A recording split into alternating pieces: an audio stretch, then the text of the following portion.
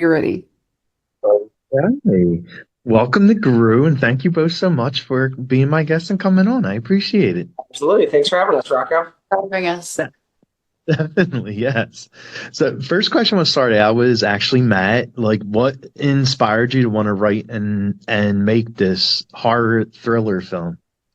Um, I think one of the main things that inspired me to make this film, besides working in fashion influencer world, is moving to downtown Los Angeles from another part of Los Angeles, and like I love downtown Los Angeles. I think it is such a crazy place that exists, and so many people especially in Los Angeles, hate downtown Los Angeles. And I just really wanted to basically capture like the reality of what downtown Los Angeles is through the lens of a horror film. I like that. And Alyssa, like when you first read the script for the film and read what the film is and the kind of role that you're going to be playing, like what were your first thoughts on the movie and the role and like the dark elements of it? Um, I looked at it as an opportunity to get weird. I think that that's super exciting for me as someone who I go after weird roles that also I get to incorporate movement and like do my own stunts in. And on top of that, it was like the perfect role because I'm all for queer representation and it's like a queer character that's not, I was just talking about this with Matt, like it's not Mhm. it's not a gay movie where they're coming out and explaining that they're gay. They're just Yeah. gay. And they don't have to say, oh, we're attracted to each other and this is why. And it's this whole, they're just gay people doing crazy shit. And for me, that's so fun and exciting. I feel like we've moved so forward as a culture. And yeah, so it was like the perfect opportunity as an actor to just play and have a good time and get weird. Yeah. I love it. Yeah. Other things that I took into doing this, one of my other ethoses, like going into this movie, I was like, all right, this is my first movie. I'm like, what are all the things that we could do that I'm probably not going to be able to do again when someone else is paying for the movie rather than me? Exactly. That is definitely how we ended up with a lot of the decisions and things that ended up. I'm like, yeah, no one else would let me do this. So No like, one would do that. Yeah, exactly. and, and the next question is actually for you both. Yeah, I mean, you, Alyssa, like you play beauty in the fluencer in the film. So, what are some of both of your like beauty tips and self care tips? Well, my character Lily is she definitely wants to be as good at it as Rose. I think Rose would probably be a better person to ask that because she's like the queen of that. I think Lily's the type of consumer that watches these videos and obsesses over them and just does whatever's trending. That's what I would say Lily's into is whatever's cool at the moment, Lily's like two steps ahead. Um, I guess for like the Lily look, I always just have like a slick back. Nice. Yeah. um, I don't I'm like like. beauty tips. I'm like I don't have great beauty tips except for maybe like I worked in influencer world a lot and I'm not gonna have great skincare tips. We could ask my fiance who did the hair and makeup. She'd have better at that, but as a Lots DP of blood. lighting, Lots of everything, blood. Blood. Yeah. not necessarily your skincare routine, but if you want your makeup to look good, light it better. Everything Nice. looks sexier bloody. Yeah, That's for sure. Right? yeah. Yeah. Light it on. The ring light's great for doing the makeup, but like once you do the makeup, come on, like give us some depth. Maybe move it to the side a little bit. Yeah. Nice. And Matt, like, how did you know the sound you wanted for the film? Like, who did you wind up going with for the score, the music?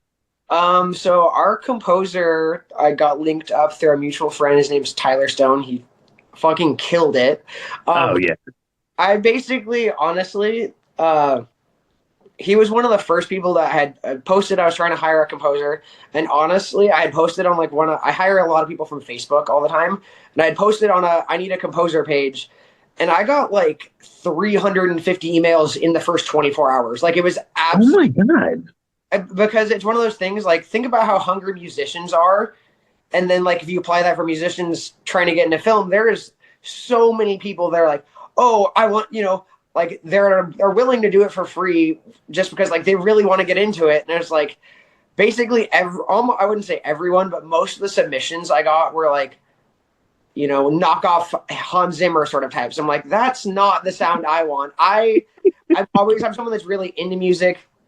I've experimented with making some sort of music myself. I did some of the score myself, not the good parts, but like I knew the sound that I wanted to do. I wanted like this dark bassy thing, and like before I had posted this on Facebook, I got a message from this a referral from a previous friend.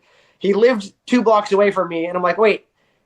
And made like the perfect dark synthy noise that I want. I'm like, yeah, I'm sorry, all 350 people that emailed me in the first 24 hours. I'm not going to read through all of your emails. I'm going to go for the person that lives 2 blocks away from me and has a referral and has the exact sound I want. So, if someone needs a Hans Zimmer knockoff, you let me know and I'll send them your way. Nice. Alyssa, like, what did you love about like doing like your fight scenes and stunts and being covered in blood for a lot of the movie? Honestly, it's like one of the things that drew me to the project. The fact that I got to do my own stunts. Matt got an incredible stunt coordinating team, and we rehearsed. But the chance to play was really there because we weren't. It's an indie. We have a lot of time to just try things. So I was really excited. We did the blender scene like so many different ways. I think the lines that I said during the blender screen, or you were just letting me say whatever came to mind, and I love that. I love a chance to just improv. So like, what the fucking fuck? I don't know where that came from, but it felt right, and that's the best part about working with people like Matt is you just get to try things. So yeah, I'm definitely, because I worked in like indie music video world for so long, where I'm like. My approach to a lot of things, I'm like, yeah, we could like spend 15 minutes like debating on if this is going to work or not, or we could just try it. We could just try it. Or it didn't work or it didn't. At least we shot it rather than sitting here and fucking arguing about it, Yeah. True. And of course, without giving a lot away about the film, is there a certain scene that you both had the most fun shooting?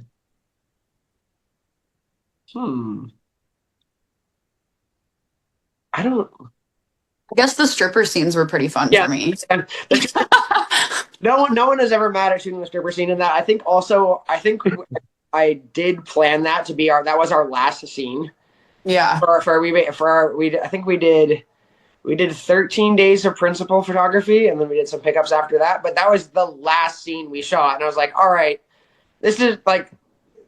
We're throwing dollar bills in slow motion. Like this is not very high stress. Everyone's having fun. Like it was so fun, and that's always a good note to end on. So that one was definitely one of that's like everything's in the can. Cool. All we have to do is throw dollar bills in slow motion. We love. Yeah, I like shooting a lot of the stuff on the street as well, just because we got some like wild interactions that I'm like, oh, this is I didn't plan that, and then like. We just got like, an extra $50,000 of production value just from being in downtown and stuff happening. Oh, wow. Okay. Like, okay, I think one of the best ones, and this is not a huge, the people will see it when they see it. So there's the whole sequence where basically Rose gets back to the apartment and you have, she sees the police helicopter and all the police surrounding the apartment. That just was happening. That just, I was. I think this was actually even before. No, it was during. After we had wrapped principal photography, I was working on editing the film, and I'm sitting there. It's like 2 a.m, and I hear like ba ba ba. I'm like, okay, yeah, someone gets it's downtown now. That's pretty standard. But immediately after the shots, like the fastest I've ever heard a cop siren turn on after shots. Oh my god. Unlucky for that dude, because he just shot someone in front of a cop, and I go and I look down, and literally directly in the alley filmed the movie in, I see a guy just running. It's all real. He's like, get on the fucking ground. And that is how we got all that B-roll footage. So basically, I shot all of the aftermath of that, they closed down the whole block, and then after we did that, shot all the shots that would cut into that. So that scene actually was written after the movie, most of the movie. Oh my God. Nice. That's one of the ones I'm like, yeah, this is indie shit that you could not pull off doing it. Right? Listen, like, did you have any song list that you like listening to while you were filming? Ooh, you know what? A little bit. Yeah, I to get into Lily when I was reading the script, I listened to a lot of like Portishead and just Nice. like kind of slow, sultry, demonic stuff. Yeah, I think like Lily has a an objective to kind of take over the world and like she's just like she uses her sex appeal to get what she wants. And so yeah, Portishead did that for me for sure. I love it.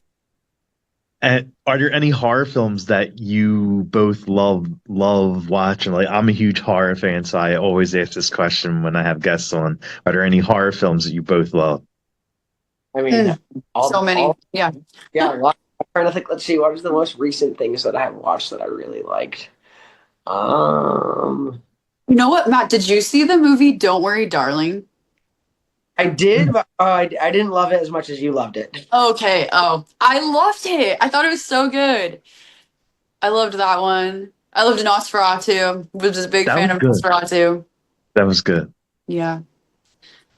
I Uh, like anything from A24 to be honest, usually. Oh yeah. Yeah. what have I liked recently? One that I rewatched recently that I really liked that is also a weird storytelling movie, but still just kind of creepy in a weird way was Under the Skin. I feel like is a super slept on one. Mhm. Yeah. Mhm. Um, I liked what else was recent too. I liked Strange Darling. Strange, did you see that one? That was strange. Mhm. So good. The flip in that one was super super cool. I was like, Yeah. oh, shit. Yeah, I don't know. I watched so many horror movies. I'm like, oh, they all are blending together at this point. Same. Yeah. Same, yeah. And there's I hate that there's so many. A lot of times when I'm working on stuff, there's times where I'll sit down and I'll watch a movie, and then there's other times I'll be like working and I'll just put a horror movie on one of like my second screen, and I'll be like, oh, that was really good, but I don't really remember the name of it because it was the background horror movie. But I need to go rewatch all those ones.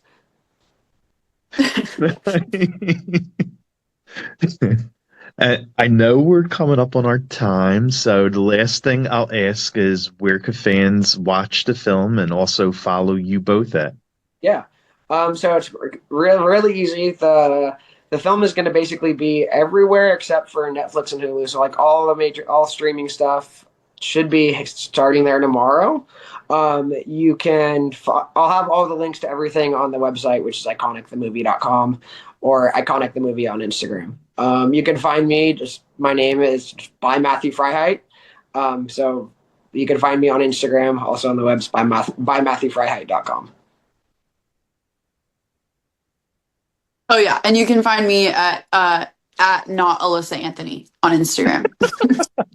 It's not me. It's someone else. I mean, that's good. You know, That's a good one.